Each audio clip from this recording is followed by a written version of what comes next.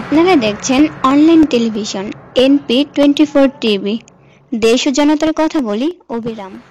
পৃথিবী হাতের মুঠোয়, আমি দেখতেছি পৃথিবী হাতের মুঠোয়, আর আপনি হয়তো দেখছেন যে পৃথিবীটা অনেক। আসসালামু আলাইকুম সুপ্রিয় দর্শক শ্রোতা, দেশ ও প্রবাস থেকে যারা NP24 টিভি দেখছেন সবাইকে জানাচ্ছি স্বাগত। ঘরে বসে টাকা আয় করার জন্য এখন সবচেয়ে জনপ্রিয় মাধ্যম ফ্রিল্যান্সিং। এই খাতে প্রচুর কাজ থাকায় দিন দিন এর পরিধি বেড়েই চলছে, পাশাপাশি পাল্লা দিয়ে বাড়ছে নতুন ফ্রিল্যান্সারের সংখ্যাও। আজ আমরা সিলেটের বালাগঞ্জ উপজেলার নসিরপুর গ্রামে অলিউড 360 নামে যে কন্টেন্ট ক্রিয়েটর, ওনার সাক্ষাৎকার নিতে এসেছি। কথা বলবো ওনার সাথে, উনি জানাবেন আপনাদের উদ্দেশ্যে ওনার ফ্রিল্যান্সিং বিষয়ে অভিজ্ঞতা। জনাব অলিউর রহমান, আপনি কেমন আছেন? আলহামদুলিল্লাহ ভালো আছি, আপনি কেমন আছেন? জি আলহামদুলিল্লাহ।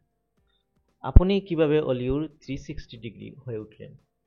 এটা তো অনেক বড় একটা প্রশ্ন, তারপরও সংক্ষেপে বলি। আলবার্ট আইনস্টাইন কিন্তু একটা প্রশ্ন করেছে। আলবার্ট আইনস্টাইনকে একজন সাংবাদিক এভাবে আপনার মতো একটা প্রশ্ন করেছিলেন যে আপনি কিভাবে পৃথিবী বিখ্যাত হয়ে উঠলেন। তখন তিনি এই প্রশ্নের উত্তরে একটা কথা বলছিলেন যে হাল না ছেড়ে দেয়া। অর্থাৎ হাল না ছেড়ে দেওয়ার কারণেই কিন্তু আজ হয়তো এই পজিশনে আপনারা দেখতে পাচ্ছেন। আপনার ফ্রিল্যান্সিং জগতের সফলতার পিছনের গল্প একটু আমাদের দর্শকদের উদ্দেশ্যে যদি বলতেন। আমাদের আমাদের গল্প বলতে গেলে ঘরবন্দি গল্প, এটা কি বলবো আর। এটা সবসময় রিসার্চের উপরেই থাকতে হয়, আর এই রিসার্চ থেকেই কিন্তু মূলত এত দূর আসা। আইটি সেক্টর এমন একটা সেক্টর, এই সেক্টরকে মন থেকে যারা ভালোবাসছে তারাই কিন্তু এখানে সফল হতে পারছে। আপনার ফ্রিল্যান্সিং জগতের সফলতার পিছনে গল্পটি একটু আমাদের বলেন। এটা তো আরো বড় একটা প্রশ্ন। এটা আহ, ঠিক এভাবে বলা যায় না, কারণ হচ্ছে একদম ছোট থেকে আমি এই লাইনেই কাজ করি। অর্থাৎ একদম ছোট থেকে বলতে গেলে যখন আমি ক্লাস সিক্সে পড়ি ওই সময় থেকেই কিন্তু আমার এই টেকনোলজির প্রতি সবচেয়ে বেশি একটা আগ্রহ ছিল, বা ইলেকট্রনিক যে কোনো অ্যাক্সেসরিজের উপর আমার একটা টান ছিল বা ইয়ে ছিল। এই কারণেই মূলত ওখান থেকে কিন্তু আস্তে আস্তে ধীরে ধীরে ধীরে ধীরে আমি কিন্তু মূলত ইউটিউব সম্পর্কে জানি, ফ্রিল্যান্সিং সম্পর্কে জানি।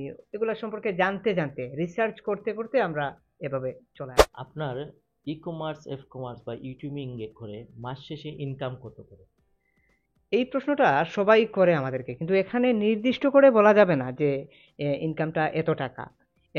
মূলত ইউটিউব থেকে যেমন ইনকাম হয়, ফেসবুক থেকেও হচ্ছে। তাছাড়া আপনার এখানের মধ্যে ফ্রিল্যান্সিং থেকে তো এটা তো আলাদা একটা সেক্টর। এছাড়া আমাদের আরো বিভিন্ন সোর্স আছে, বিভিন্ন সোর্সের মাধ্যমে কিন্তু আমরা অনলাইনের মাধ্যমে ইনকাম করতে সক্ষম। কিন্তু এখানে আমি যেটা বলবো সেটা হচ্ছে যে আহ, যদি সোজা বাংলায় বলতে যাই তাহলে বলবো যে বাংলাদেশ সরকার আমাদেরকে বেতন দিয়ে রাখার মতো ক্ষমতা রাখে না। অর্থাৎ গভর্নমেন্ট চাকরি যারা করে তারা যে টাকাটা ইনকাম করে তার চাইতে অনেক বেশি আমরা ইয়ে করা সম্ভব হয়। আশা করি আপনারা বুঝতে পারছেন। যে এই পেশায় আসতে হলে প্রথম পুঁজি কি লাগে, মানে কি কি ধরনের ইনভেস্ট প্রথমেই করতে আপনার হবে? যে পুঁজিটা লাগবে সেটা হচ্ছে আপনার ধৈর্য শক্তি। এই ধৈর্য শক্তি ছাড়া এই সেক্টরে আপনি কোনোভাবেই কিছুই করা কোনোভাবেই কিন্তু সম্ভব না। ফ্রিল্যান্সার হতে গেলে কি কি কাজ করতে হবে? ফ্রিল্যান্সার হতে গেলে আমি তো ওইটাই বললাম যে ওই ধৈর্য শক্তি থাকতে হবে। তাছাড়া আপনার এখানের মধ্যে অনেক সময় দিতে হবে।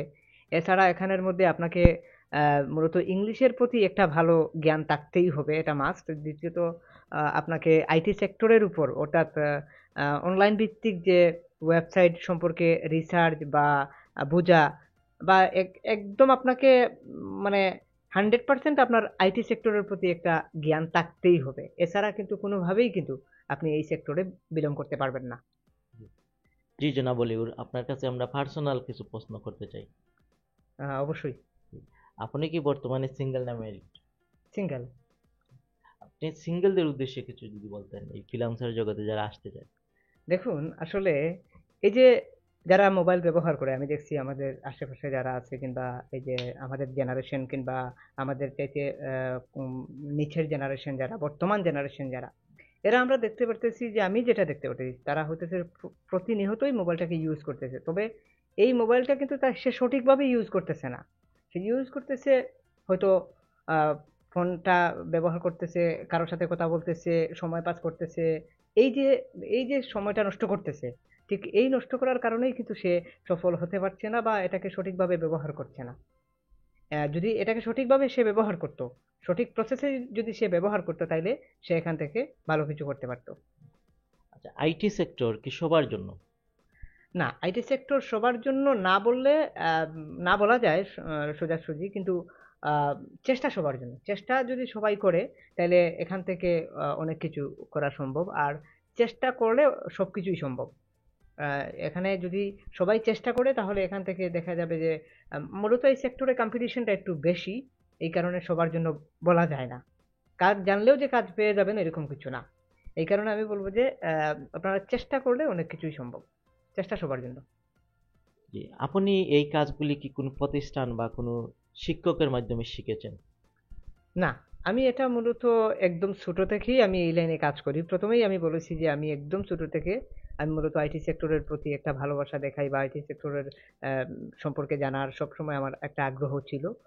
ওই আগ্রহের জায়গা থেকে মূলত আমি এটা শিখে ফেলছি। আমি এই যে আপনার আমাদের জেনারেশনে যারা আছে, তারা কিন্তু মুভি দেখে সময় নষ্ট করে, গান শুনে সময় নষ্ট করে, এই যে বিভিন্ন নাটক সিনেমা দেখে যে তারা যে সময় নষ্ট করে, টিকটকের পিছনে সময় নষ্ট করে, এই যে যারা নষ্ট করে, এই নষ্টটা আমি করি নাই। আমি মূলত সবসময় রিসার্চের উপরে ছিলাম, যে আমি সবসময় ভাবছিলাম যে আমি কিছু একটা করব, এই সেক্টরে আমাকে কিছু একটা করতেই হবে। তো ওই জায়গা থেকেই মূলত এখানে আহ, মানে এতটুকু আশা গেছে আর কি। যে আপনার এডুকেশন কোয়ালিফিকেশন কি? এডুকেশনাল কোয়ালিফিকেশন খুব একটা ম্যান্ডেটরি কিছু না এখানে। অনেকেই মনে করে যে এডুকেশনাল কোয়ালিফিকেশন এখানে হাই হতে হবে। এডুকেশনাল কোয়ালিফিকেশন আপনার ন্যূনতম যদি বেসিক জ্ঞানটা থাকে, তাহলে অবশ্যই আপনি এখানে ভালো কিছু করা সম্ভব। আর আমার এডুকেশনাল কোয়ালিফিকেশন আপনি যেটা বললেন, এটা আন্ডার মেট্রিকের নিচে আছে। আচ্ছা, আপনি বা আপনার ফ্যামিলির আপনাকে কি দেখতে চেয়েছিলেন, ভবিষ্যতে কি হতে চেয়েছিলেন?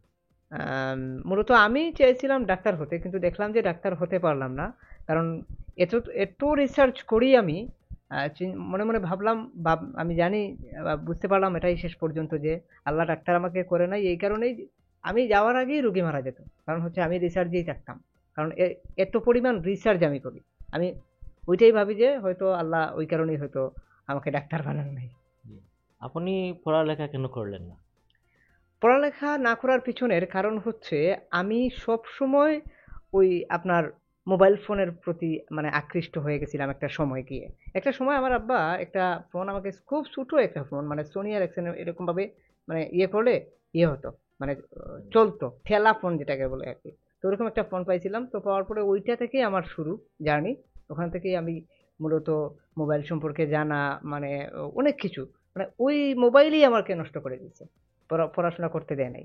তো অসুবিধা নাই, এটা এখন তো কোনো সফল হচ্ছেন। অবশ্যই এটা মূলত আপনার ম্যান্ডেটরি কিছু না। আমি নিজে 2024 সালে এসে আমি বুঝতে পারলাম যে পড়ালেখা এত ম্যান্ডেটরি কিছু আছে বলে আমার মনে হয় না। আপনার এখানে স্কিলটাই হচ্ছে আপনার মেইন।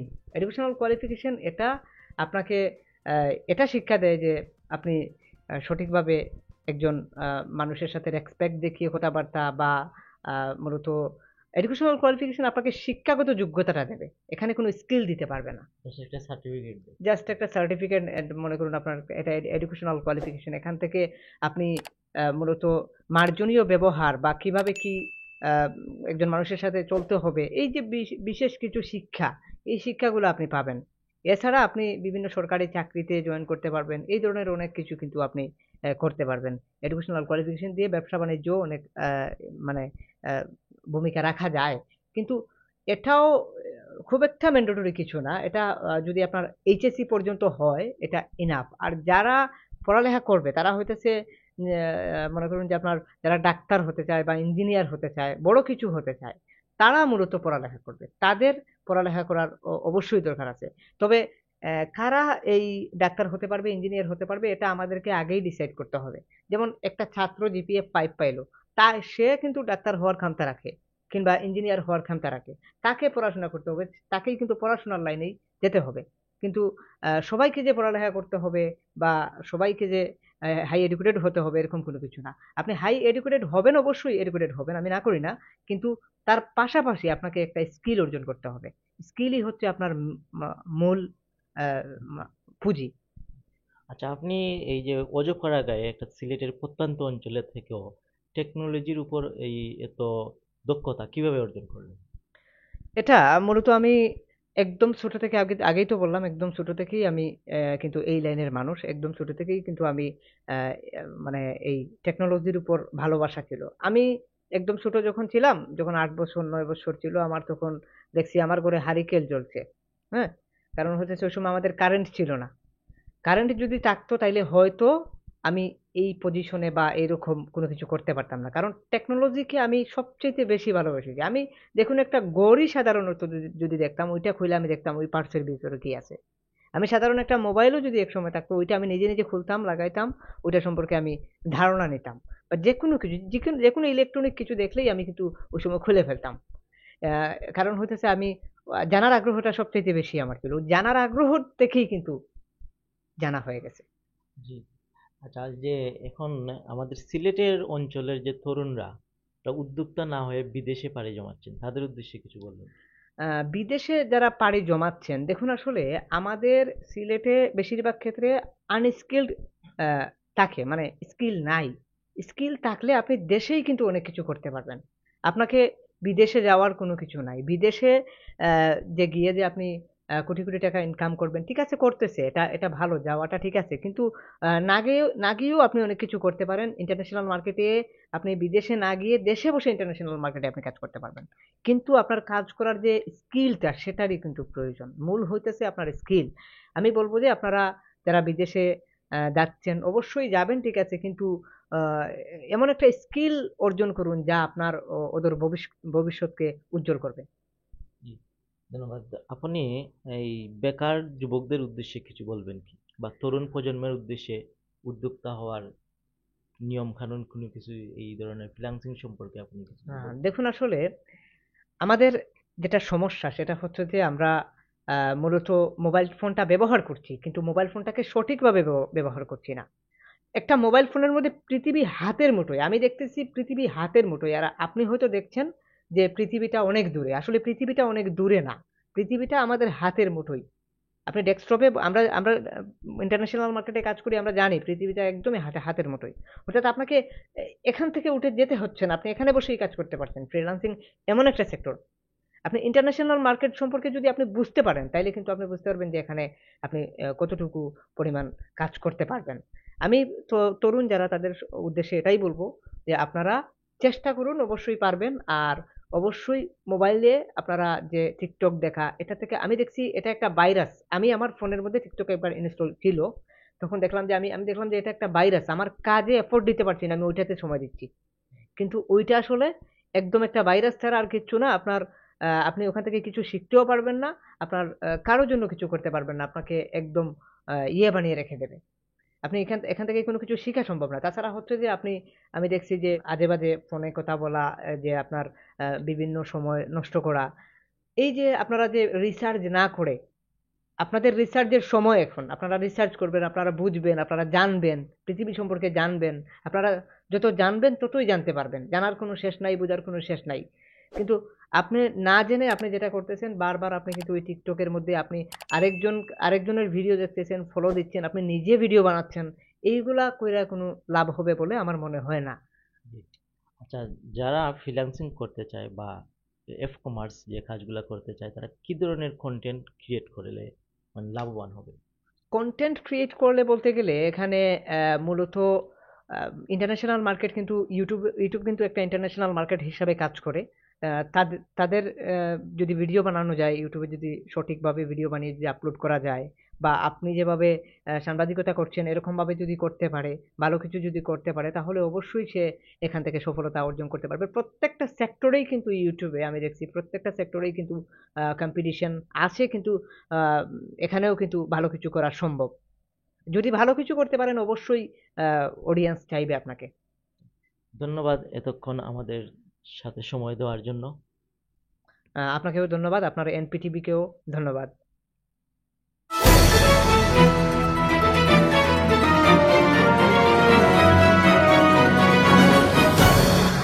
আপনারা দেখছেন অনলাইন টেলিভিশন NP24 টিভি।